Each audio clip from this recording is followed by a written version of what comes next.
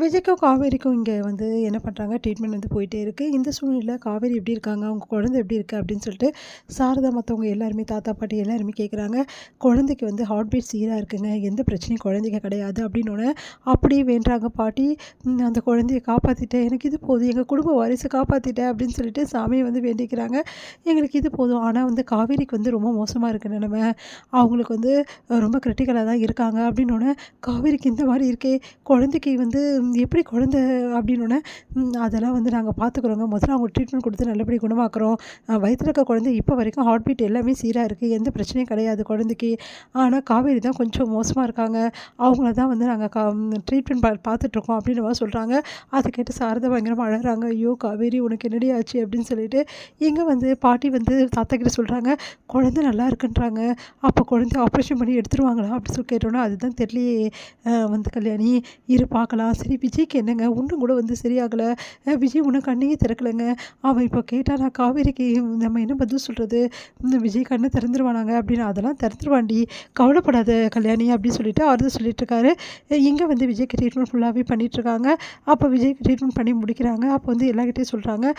விஜய் வந்து ட்ரீட்மெண்ட் வந்து முடிஞ்சிருச்சு. அவர் நல்லபடியா ஆயிட்டாரு. அவர் உயிர காப்பாத்திட்டோம். இப்ப எந்த பிரச்சனையும் கிடையாது. அவர் சீக்கிரமாவே வந்து கண் திறந்துருவாரு அப்படின்னு சொன்னோனே, எல்லாரும் நிம்மதி அடைறாங்க. விஜய் காப்பாத்திட்டாங்களா? எனக்கு இது போதுங்க. ஆனா காவேரியோட நிலைமை அப்படின்னு சொல்லிட்டு எல்லாருமே அழுதுட்டுருக்காங்க. இங்க வந்து குழந்தையோட ஹார்ட் பீட்ட தொடர்ந்து வந்து கவனிச்சுட்டே இருக்காங்க. குழந்தையோட ஹார்ட் பீட் நல்லா இருக்கு. எந்த பிரச்சனையும் இல்ல. இவங்க சரியாயிட்டாங்கன்னா, குழந்தைய வந்து நம்ம நார்மல் டெலிவரியே எடுத்துடலாம். அப்படின்னு சொல்லிட்டு சொல்றாங்க. டாக்டர் அதுக்கு காவேரி வந்து இந்த பேஷண்ட் வந்து கண்ண திறக்கணுமே டாக்டர். இவங்க க்யூர் ஆனா தானே அது பாசிபிள். அப்படி இல்லைன்னா குழந்தைய ஆப்ரேஷன் பண்ணி தானே எடுக்கணும் அப்படின்னு சொல்லிட்டு பேசிக்கிறாங்க.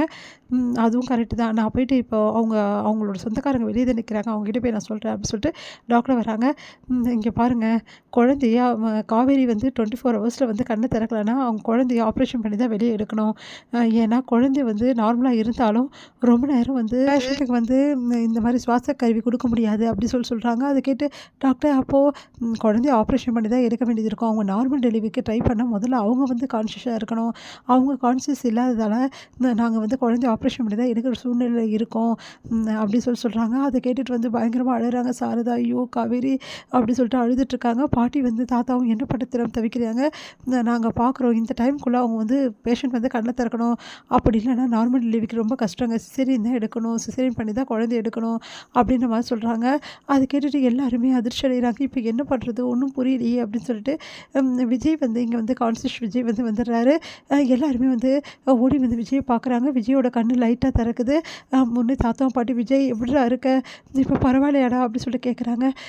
சரி பாட்டி நான் பரவாயில்ல. காவேரி காவேரி அப்படின்றாங்க. காவேரிக்கு ஒன்றும் இல்லைடா நல்லா இருக்காடா அப்படின்னு சொன்னேன். நல்லா இருக்காளா காவேரி கண்ணை திறந்துட்டாளா அப்படின்னு சொல்லிட்டு விஜய் கேட்குறாரு. அதுக்கு என்ன சொல்கிறதுன்னு தெரியாமல் தாத்தா பாட்டி முழிக்கிறாங்க. நான் காவேரியை பார்க்கணும் நான் காவேரியை பார்க்கணும் அப்படின்றாரு. அதை கேட்டுட்டு வந்து விஜய் ஒரு நிமிஷம் இருடா உனக்கு சரியாகட்டும்டா முதல்ல அப்புறம் காவேரியை பார்க்கலாம்டா. இல்லை நான் காவேரியை பார்க்கணும் தாத்தா தாத்தா ப்ளீஸ் தாத்தா காவேரியை பார்க்கணும் அப்படின்னு சொல்லிட்டு சொல்லிகிட்டே இருக்காரு. அப்படியே மயங்கிடுறாரு. உடனே வந்து இப்போ கொஞ்ச நேரம் தான் மறுபடியும் கான்ஷியஸ் வந்துடும் அவருக்கு. ஏன்னா வந்து ஃபஸ்ட்டு அப்படி தான் இருக்கும் அப்படின்ற மாதிரி சொல்கிறாங்க. இப்போ விஜய் வந்து எழுந்து வந்து கேட்பானுங்க என்னங்க பதில் சொல்கிறது நம்ம அப்படின்னு சொல்லிட்டு பாட்டி சொல்கிறாங்க. அதான் எனக்கு ஒன்றுமே புரியல கல்யாணி. குழந்தை நல்லா இருக்குன்னு நான் சந்தோஷப்படுறதா இல்லை காவேரி இந்த நிலமையில் இருக்கான்னு கஷ்டப்படுறதானே தெரியலையே. இப்போ என்ன பண்ணுறதுன்னு ஒன்றுமே புரியலையே. விஜய் வந்து இப்போ கண்ணை திறந்தானே எடுத்தோன்னே காவேரி தானே கேட்குறான். இப்போவும் காவேரி தான் கேட்பேன். எப்படி அவர் சமாதானப்படுத்த போகிறோம் விஜயை ஒன்றுமே புரியலையே. இல்லைங்க விஜய் எப்படியா சமாதானப்படுத்தி தான் ஆகணும். விஜய்க்கு காவேரி இந்த நிலமையில் இருக்கிற விஷயம் தெரியவே கூடாதுங்க. ஏன்னா அவர் ரொம்ப மனசு கஷ்டப்படுவான். காவேரி மேலே உயிரே வச்சுருக்கான் விஜய் அப்படி சொல்லிட்டு சொல்கிறாங்க கல்யாணி. அதை தான்மா நானும் யோசிக்கிறேன். விஜய்க்கு காவேரியோட கண்டிஷன் தெரியக்கூடாது. காவேரி நல்லா இருக்கிற மாதிரியே நம்ம சொல்லி மெயின்டைன் பண்ணணும்.